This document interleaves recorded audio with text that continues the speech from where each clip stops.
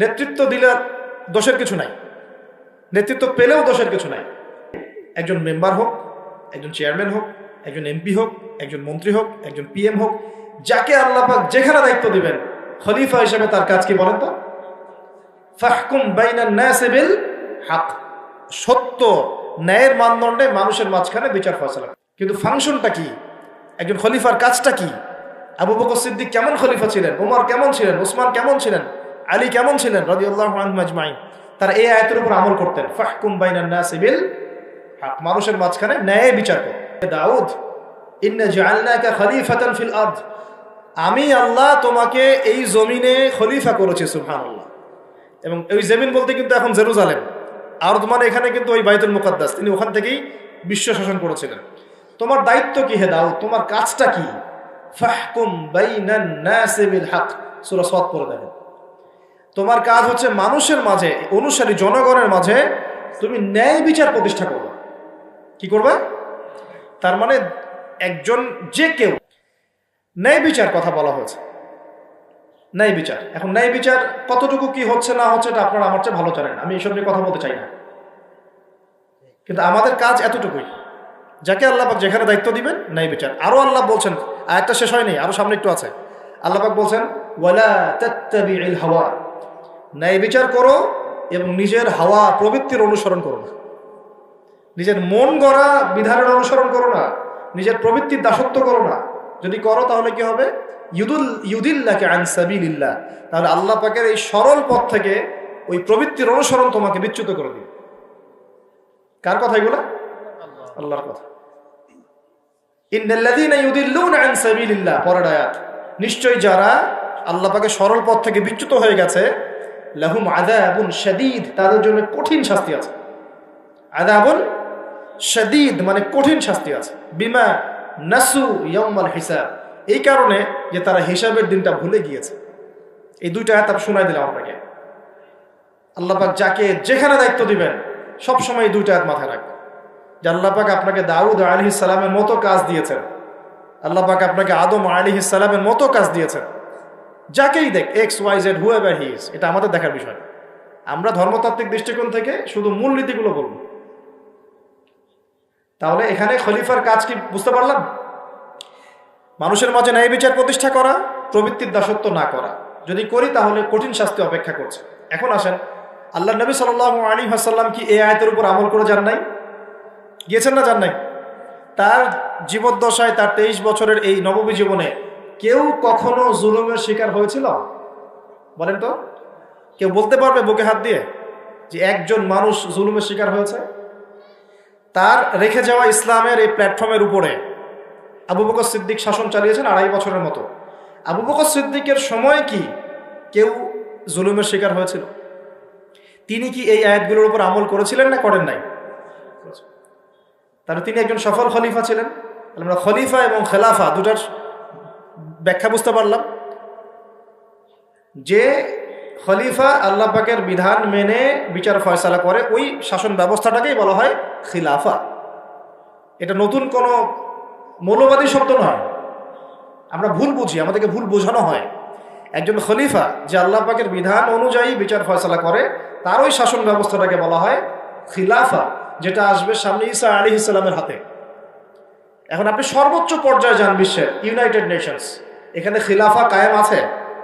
Honestly বলেন, এখানে কি আল্লাহর বিধান দিয়ে বিচার ফয়সালা করা হয়, নাকি ওদের পশ্চিমাদের মন করা বিধান দিয়ে করা হয়? 100-200 কেন, একদিনে যদি 1000টা বাচ্চাকেও বোম মেরে হত্যা করে দেয়, তারপরে ওরা ইসরায়েলের পাশেই থাকবে, বলবে আমরা আমাদের বন্ধুর পাশে আছি। আমাদের যদি এর পরেও চোখ না খুলে, তাহলে নিশ্চিত আমরা ইন্টারনালি ব্লাইন্ড, আধ্যাত্মিকভাবে অন্ধ হয়ে গেছি। আর যারা অন্ধ তারাই তো অন্ধ দাজ্জালের অনুসরণ করবে। আমি জানি আমাদের উপরের লেভেলে যারা আছেন তারা এগুলো সব ভালো করেই বোঝেন, কিন্তু পরিবেশ পরিস্থিতির কারণে অনেক সময় তারা সত্য কথা বা সাহস করে অনেক কিছু বলতে পারেন না। কারণ তারা অবশ্যই বোঝেন, তারা মুসলিম পরিবার থেকে এসেছেন।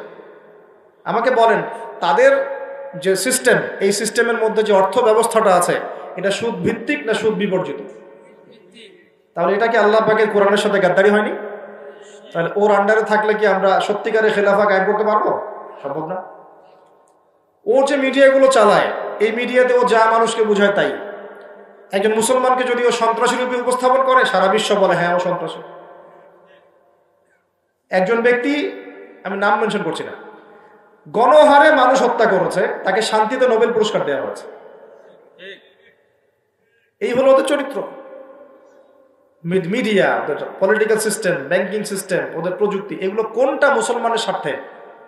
কোনোটা কি মুসলমানের স্বার্থে? সবগুলো করেছে ওদের স্বার্থে। ওখানে গিয়ে আমরা সর্বোচ্চ কি করতে পারি? আমরা হয়তো ওই যে ফিদেল ক্যাস্ট্রোর মতো একটা ভাষণ দিতে পারবো, অথবা ওই গাদ্দাফির মতো একটা ভাষণ দিতে পারবো। যারাই সেখানে দাঁড়িয়ে লম্বা লম্বা লেকচার দিয়েছে, গরম গরম বক্তব্য দিয়েছে, ওদের সবাইকে হয় মেরে দেওয়া হয়েছে, না হলে ক্ষমতাচ্যুত করা হয়েছে। আমাদের চোখ কবে খুলবে? এটা একটা কুফরি শক্তি। এটা এই পৃথিবীর সবচেয়ে বড় শিরক, সবচেয়ে বড় তাগুত, সবচেয়ে বড় কুফর। এর গোড়ায় গিয়ে আমাদেরকে আঘাত করতে হবে, এবং সেই আঘাতটা আমরা করতে পারবো না, আমরা জানি। সে আঘাতটা করবে ইমামুল মাহদী এবং ঈসা আলাইহিস সালাম। আমি জানি আমরা কিছু করতে পারবো, এবং আমি আপনাকে করতেও বলছি না কিছু, ভবিষ্যৎটা বলে দিচ্ছি ইনশাআল্লাহ। এই বৈশ্বিক এই শিরক আর কুফর তাগুতের গোড়ায় শিকড়ে আঘাতটা করবে কে? ইমামুল মাহদী এবং ঈসা আলাইহিস সালাম। তারপরে আবার জেরুজালেম থেকে বিশ্ব শাসন হবে ইনশাআল্লাহ। তখন প্রত্যেকটা মুসলমানের হক অধিকার রক্ষা করা হবে। তখন মুসলমানরা এইভাবে মাথা নত করে বাঁচবে না, মাথা উঁচু করে বাঁচবে ইনশাআল্লাহ। এত সহজ যে মুসলিম বাচ্চাদেরকে বোম্বারে হত্যা করে ফেললো। আমি আপনাদেরকে দলিল দিলে রাত 2টা-3টা বেজে যাবে। একজন সাহাবীর হত্যার প্রতিশোধ নেওয়ার জন্য নবী সাল্লাল্লাহু আলাইহি ওয়াসাল্লাম 30,000 সৈন্যবাহিনী রেডি করে রোমানদের বিরুদ্ধে যুদ্ধ করতে পাঠিয়েছে। কজন সাহাবী? আবার একজন দিনী বোন, মুসলিম রমণী মহিলা সাহাবীর ইজ্জতের বিনিময়ে পুরা বনু কুরাইজার সাথে নবী যুদ্ধ করেছেন। নবী একজন রাষ্ট্রদূত পাঠিয়েছিলেন, খ্রিস্টানরা ওই রাষ্ট্রদূতকে হত্যা করেছিল। ওই একজন সাহাবীকে হত্যার প্রতিশোধ নেওয়ার জন্য আল্লাহ নবী সাল্লাল্লাহু আলাইহি ওয়াসাল্লাম মুতার যুদ্ধে চলে গিয়েছে। কি মনে করেছে মুসলমানদেরকে ওরা যা ইচ্ছা তাই করবে? যখনই মুসলিমরা ইসলামের পক্ষে কথা বলার চেষ্টা করে অথবা শক্ত অবস্থান দেখানোর চেষ্টা করে, ওরা কয়েকটা অস্ত্র প্রয়োগ করে, স্যাংশন দিয়ে দিব, তারপরে কি করব, টাকার মান কমিয়ে দিব, ভিসা বাতিল করে দিব। অনেক সমস্যা ওদের কাছে। এরকম 70 থেকে 72টা অস্ত্র থাকে, একটা একটা করে প্রয়োগ করে। স্যাংশন একটা অস্ত্র, ভিসা একটা অস্ত্র, টাকার মান ইনফ্লেশন হবে এটা একটা অস্ত্র, ঋণ দেওয়া বন্ধ করে দেবো একটা অস্ত্র, IMF এর লোন দিব না একটা অস্ত্র। এরকম অস্ত্র শেষ নাই। এগুলো আপনারা সবাই বুঝবেন না, পলিটিশিয়ানরা বুঝবেন। এই শক্তিটা, এই পুরো পশ্চিমাদের এই পুরো শক্তিটা, আমি বলছি না তাদের মধ্যে ভালো মানুষ না, এটা বলছি না। এটা যারা নিয়ন্ত্রণ করে তাদের নাম জায়নিস্ট। তারা কারা? এই জায়নিস্টরা কখনোই মুসলমানদের স্বার্থে কাজ করবে না। কশ্চিন কালেও তারা এই মুসলিম বাচ্চাদের রক্তের বদলা নিবে না। কশ্চিন কালেও তারা আমাদের এই ভাই বোনদের জীবনের মূল্য দিতে পারবে না। তারা আমাদের পক্ষে অবস্থান নিবে না। হাজার হাজার মুসলিমকে মেরে ফেলার পরেও তারা ওদেরই পক্ষে অবস্থান নিবে। এমনকি যে এগুলো নিয়ে কথা পর্যন্ত বলবে তাকেও গুপ্ত হত্যা করতে পারে।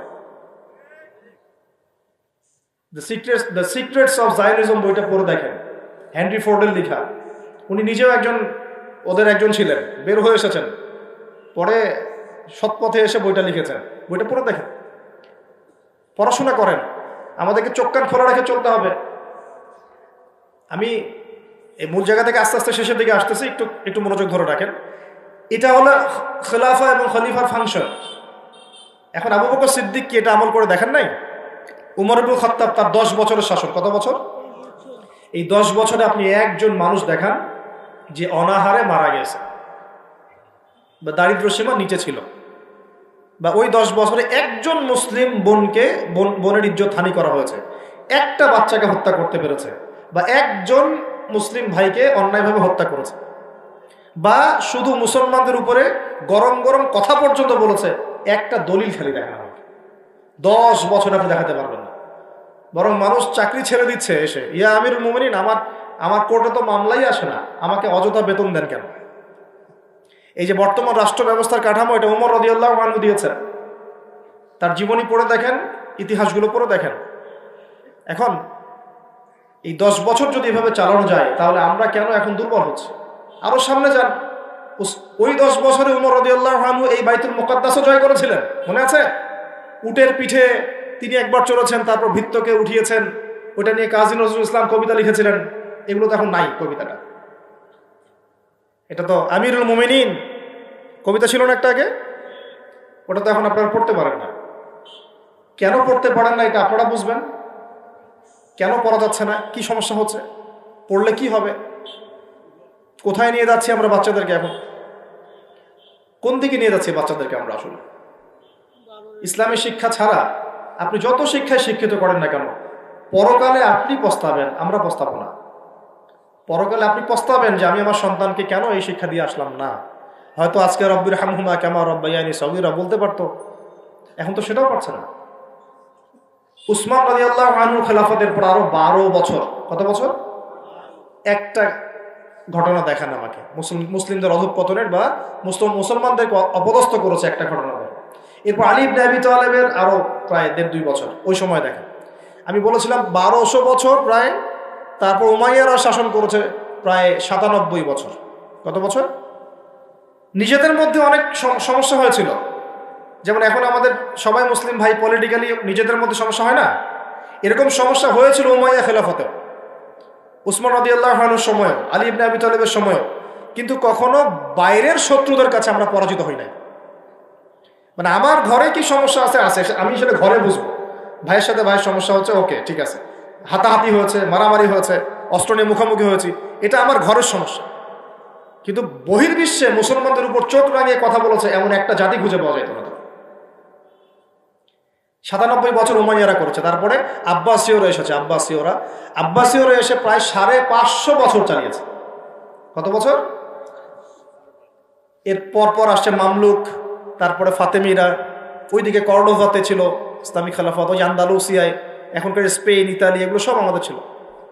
তারপরে সালাহউদ্দিন আইয়ুবী রাহিমাহুল্লাহর আইয়ুবী শাসন এসেছে। তারপরে জেঙ্গিদের শাসন এসেছে, মোগলদেরটা জানেন আপনারা, আফগানদেরটা জানেন, এমনকি হিন্দুস্তান পর্যন্ত দেখেন নাই? এটা পুরো আমাদের আওতাভুক্ত ছিল এক সময়, ইংরেজরা আসার আগ পর্যন্ত। এভাবে বিশ্ব এগিয়ে গেছে ইসলামের হাত ধরে। কখনো কাউকে জোর করে ফোর্স করে মুসলমান করানো হয় নাই, কখনো কোনো অমুসলিমের অধিকার খর্ব করা হয়নি। এবং একজন অমুসলিম যদি আমাদের আন্ডারে থাকতো, তার অধিকার সবার আগে নিশ্চিত করা হয়েছে। যাকাত সবাই প্রদান করত, সলাত আদায় করত, সবাই কোরআনওয়ালা ছিল, ওলামায়ে কেরামদেরকে সম্মান করা হতো, মসজিদ মাদ্রাসা গড়ে তোলা হয়েছিল, সুদ ছিল না, মানুষ হালাল খেত, এবং মুসলিমদের একটা ঐক্যবদ্ধ সামরিক শক্তি ছিল। আস্তে আস্তে আস্তে আস্তে বিগত বেশি দিন না, আমার স্টাডি হচ্ছে বিগত মাত্র 100 থেকে 150 বছর, লাস্ট 100 থেকে 150 বছরে আমাদের পুরো টেবিলটাই উল্টে গেছে মনে হয়। এক্স্যাক্টলি উসমানী খেলাফতের পতনের সময় থেকে 1914 সালে এটার পতন ঘটেছে, প্রথম বিশ্বযুদ্ধের সময়। এরপর থেকেই কেন জানি এই যে বিগত 100 বছরে পুরো বিশ্বের চিত্রটাই উল্টায় গেল। যারা আমাদেরকে কর দিত একসময়, ট্যাক্স, ওরা এখন আমাদেরকে বলে ঋণ দিব কি দিব না। সুবহানাল্লাহ, আপনারা চিন্তা করেন একটু বিষয়টা। যারা আমাদেরকে ট্যাক্স দিয়ে আমাদের জমিতে থাকতো, ওরা আমাদেরকে বলে লোন লাগলে অ্যাপ্লাই করতে হবে, শর্ত সাপেক্ষে দিতে পারে, তা আবার চড়া সুদে। ওরা বলে যে পলিটিক্যাল সিস্টেম আমাদের কেমন হবে, ও ইন্টারফেয়ার করতে চায়, ও এসে নাক গলাতে চায় যে তোমাদের রাষ্ট্র ব্যবস্থা কিভাবে চলবে। ওরা এসে এখন ঠিক করে দেয় যে আমাদের সংস্কৃতি কেমন হবে, আমাদের শিক্ষানীতি কেমন হবে, ইত্যাদি ইত্যাদি। যে জেরুজালেমে ঢোকার আগে ওদেরকে 10 বার চেকিং করতে হতো, ওখানে আমরা ত্রাণ পাঠাতে পারছি না। ওখানে আমরা মুসলমানরাই আমাদের ভাইকে ত্রাণ পাঠাতে পারছি না। নির্বিচারে মানুষ মারছে, কিন্তু আমরা গিয়ে প্রতিহত করতে পারছি না, আমরা ফোর্স পাঠাতে পারছি না। আপনি বিশ্বাস করেন বাংলাদেশে যারা উপর থেকে নিচু লেভেলে যে সেক্টরে মানুষরা আছেন, এদের মধ্যে বহু ইমানদার মানুষ আছে, বহু ইমানদার মানুষ আছে। পলিটিশিয়ানদের মধ্যে, র্যাবে, বিজিবিতে, আর্মিতে, আনসারে, প্রত্যেকটা জায়গায় এমন বহু মানুষ আছে যাদেরকে যদি আপনি পাঠাতেন যে যাও ওই জালেমদের বিরুদ্ধে অস্ত্র ধরো, দেখতেন ওরা বুক পেতে শহীদ হয়ে যেত। বহু মানুষ আমাদের দেশে আছে, ইমান আমরা লালন করি বলেই তো কথাগুলো বের হচ্ছে।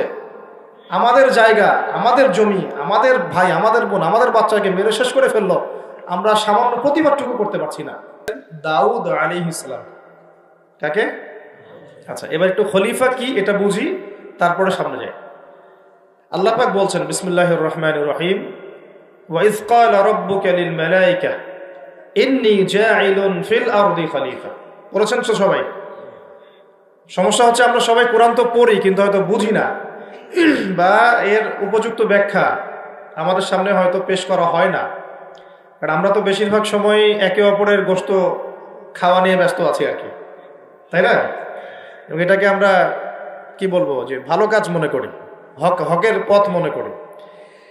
বস্তুত এটাই শেষ জামানা, যখন সাদাকে কালো মনে হবে, কালোকে সাদা মনে হবে, হককে বাতিল মনে হবে, বাতিলকে হক মনে হবে, যেটা ন্যায় ওটাকে অন্যায় মনে হবে, যেটা অন্যায় সেটাকেই ন্যায় মনে হবে। নবী সাল্লাল্লাহু আলাইহি ওয়াসাল্লাম বলে গিয়েছেন, আনতালিদাল আমাতু রাব্বাতুহা, শেষ জামানায় দাসী তার মনিবকে জন্ম দিবে। দাসী তার মনিবকে জন্ম দিবে, কখনো দাসী তার মনিবকে জন্ম দেয় না। মানে ন্যায় অন্যায়, হক বাতিল, সত্য মিথ্যা, এগুলোর মানদণ্ড উল্টে যাবে। ন্যায় হবে অন্যায়, অন্যায় হবে ন্যায়, হক হবে বাতিল, বাতিল হবে হক। যেটা সত্য সেটাই মিথ্যা মনে হবে, যেটা মিথ্যা সেটাই সত্য মনে হবে, যেটা অন্ধকার সেটাকে আলো মনে হবে, যেটা আলো সেটাকে অন্ধকার মনে হবে। আনতালিদাল আমাতু রাব্বাতুহা, হালালকে মানুষ হারাম করবে, হারামকে হালাল করবে। আমার কথা বুঝতে পারছেন কি না বেশি গভীর হয়ে যাচ্ছে? আমি সহজ করার চেষ্টা করছি। এখন আসেন, আল্লাহ পাক বলছেন, ওয়া ইয ক্বালা রাব্বুকা লিল মালায়েকা, হে নবী মুহাম্মদ বলেন সাল্লাল্লাহু আলাইহি ওয়াসাল্লাম, স্মরণ করেন সেই সময়ের কথা। আল্লাহ নবীকে বলা হচ্ছে স্মরণ করেন সেই সময়ের কথা, মানে মহাবিশ্বের লক্ষ লক্ষ বছর আগে, হয়তো কোটি কোটি বছর আগে। ওয়া ইয ক্বালা রাব্বুকা লিল মালায়েকা, আপনার রব এই ফেরেশতাদেরকে বলেছিলেন। কাদেরকে বলেছিলেন? কি বলেছিলেন? ইন্নী জাইলুন ফিল আরদি খলিফা, আমি এই আরদে মানে পৃথিবীতে আমার খলিফা পাঠাতে চাই। সুবহানাল্লাহ। পৃথিবীতে কেউ ছিল না এর আগে, জিন জাতি ছিল। জিন জাতি, কোন জাতি? জিন জাতি বলে একটা জাতি আছে, বিশ্বাস করেন তো নাকি? আচ্ছা, এখন এই জিন জাতি যখন ফাসাদ সৃষ্টি করে, আল্লাহ পাক ওদেরকে সরিয়ে দেন, দিয়ে আল্লাহ পাক নতুন করে কোন সৃষ্টি পাঠানোর ইরাদা করেন। তখন ফেরেশতাদেরকে বলেন যে আমি পৃথিবীতে আমার খলিফা পাঠাতে চাই। কি পাঠাতে চাই? শব্দটা আবার বলেন, খলিফা। আচ্ছা, এবার আসেন তো ফেরেশতারা বলেন, আতাজআলু ফিহা, আপনি কি এমন কাউকে সেখানে পাঠাতে চাচ্ছেন, মাই ইউফসিদু ফিহা, যে পৃথিবীতে গিয়ে ফাসাদ সৃষ্টি করবে, দাঙ্গা হাঙ্গামা ফাসাদ সৃষ্টি করবে, ওয়া ইয়াসফিকুদ দিমা, এবং একে অপরের রক্ত ঝরাবে, রক্তপাত ঘটাবে। ওয়া নাহনু নুসাব্বিহু বিহামদিকা ওয়া নুকদ্দিসু লাক, অথচ আমরাই তো আপনার প্রশংসা করি, তাসবিহ পাঠ করি, কি প্রয়োজন? আপনি কি এমন কাউকে পাঠাতে চাচ্ছেন যে পৃথিবীতে গিয়ে দুইটা কাজ করবে? ফেরেশতারা বলেছেন কয়টা কাজ করবে? এক, বলেন, ফিতনা ফাসাদ সৃষ্টি করবে। দুই, একে অপরের রক্তপাত ঘটাবে। পুরো বিশ্বের দিকে তাকায় দেখবেন এবার, এই মানব জাতি এই দুইটা কাজ করতেছে, হয় ফিতনা ফাসাদ সৃষ্টি করতেছে অথবা রক্তপাত ঘটাচ্ছে। এখানে ভাই ভাই রক্ত ঝরাচ্ছে, প্রতিবেশী প্রতিবেশীর, কোনো সময় সামাজিক এক দল আরেক দলের, কোনো সময় এক রাজনৈতিক দল আরেক রাজনৈতিক দলের, কোনো সময় এক বিশ্বের একটা দেশ আরেকটা দেশের। পুরো বিশ্বে ছোট থেকে বড় যে স্তরে আপনি উঠবেন দেখবেন রক্তপাত রক্তপাত রক্তপাত। নবীজি বলে গিয়েছিলেন শেষ জামানায় এই রক্তপাতটা প্রচুর বাড়বে, এত বাড়বে যে হত্যাকারী জানবে না কেন তাকে মারলাম, আর নিহত ব্যক্তিও বুঝবে না কেন আমি মরলাম। সুবহানাল্লাহ, চিন্তা করতে পারেন? গাজার বাচ্চারা জানে না যে কেন তাকে মারা হলো, আর যারা মারছে ওরাও জানে না কি কারণে মারছে, কি অপরাধ ওটা। ইয়েমেনের বাচ্চারা জানে না কেন বোমটা এসে পড়লো, আর যে ফেললো সেও জানে না কি জন্য ফেললাম। আপনারা রাস্তায় গন্ডগোল করতে যান অনেক সময়, যে বের হয় সেও জানে না কেন, কিসের উদ্দেশ্যে লড়ছি, আর যে মারে সেও জানে না কি জন্য ভাইকে মারলাম। এটা শেষ জামানা। হত্যাকারী ব্যক্তি জানবে না যে কেন আমি হত্যা করছি, মাকতুল জানবে না যে কেন আমি মরলাম। শেষ জামানা হারাজ বাড়বে, হারাজ হারাজ হারাজ। নবীজি বলছেন হারাজ বাড়বে, সাহাবীরা বলছেন হারাজ কি ইয়া রাসূলুল্লাহ? নবীজি বলছেন যে মানে অস্বাভাবিক হারে হত্যাকাণ্ড বাড়তে থাকে। আমি পরিসংখ্যান দিয়ে দিই আপনাকে দুইটা। শুধু প্রথম বিশ্বযুদ্ধেই এই 4-5 বছরের মধ্যে প্রায় 1.5 থেকে 2 কোটি মানুষ মারা গেছে। কত কোটি? আর আরো বেশি, অনেকে বলেন 2.5 কোটি 3 কোটি, আমি একটা মিনিমাম রেঞ্জ বললাম। আর দ্বিতীয় বিশ্বযুদ্ধে মারা গেছে প্রায় 6 থেকে 7 কোটি। 6 থেকে 7 কোটি। শুধু আমেরিকার একটা পারমাণবিক বোমা যেটা জাপানে পড়েছে হিরোশিমায়, ওতেই লক্ষ লক্ষ লোক মারা গেছে। এখন পর্যন্ত ওদের যে বংশ পরম্পরা, ওই যে পারমাণবিক বোমার যে প্রভাব, এটা এখন পর্যন্ত আছে। নাগাসাকিতে যেটা পড়েছে দ্বিতীয় বোমা, ওটার নাম ছিল ফ্যাটম্যান, আর প্রথমটার নাম ছিল লিটল বয়। এগুলো অনেক আগের বোম। আর এখনকার পারমাণবিক বোমগুলো কত শক্তিশালী এটা বলার অপেক্ষা রাখে না। একটা পুরো দেশকে এক মুহূর্তে উড়াই দিতে পারে। বাংলাদেশের মতো একটা ছোট্ট দেশ, এরকম ছোট্ট একটা দেশকে একটা বোমা দিয়ে উড়িয়ে দেওয়া সম্ভব। ইংল্যান্ডের মতো একটা দেশকে একটা রাশিয়ান হাইপারসনিক ক্ষেপণাস্ত্র দিয়ে উড়িয়ে দেওয়া সম্ভব। আর এখনকার সমরবিদ্যা নিয়ে যারা ঘাটাঘাটি করেন, তারা এটা আশঙ্কা করছেন যে প্রথম বিশ্বযুদ্ধের মতো, দ্বিতীয় বিশ্বযুদ্ধের মতো আরো একটা তৃতীয় বিশ্বযুদ্ধ হয়তোবা বিশ্ববাসী দেখতে যাচ্ছে। হয়তোবা, আল্লাহ ভালো জানেন, আমরা তো গ্যারান্টি দিয়ে বলতে পারবো না, কিন্তু পরিস্থিতি ওইরকমই মনে হচ্ছে। তবে এতটুকু জেনে রাখেন, হাদিসের মধ্যে মালহামা নামে একটা শব্দ আছে। কি শব্দ? নবীজি বলেছেন ইউফ্রেটিস নদী, মানে ফোরাত নদী। ইউফ্রেটিস কোন নদী? এই ফোরাত নদী অচিরেই তার ভূগর্ভস্থ সোনার পাহাড় বের করে দিবে। ফোরাত নদী অচিরেই তার সোনার পাহাড় বের করে দিবে, এবং ওই সোনাকে নিয়ে মারামারি করতে আসবে যে মানুষগুলো, তাদের মধ্যে প্রত্যেক 100 জনের মধ্যে 99 জন মানুষ মারা যাবে।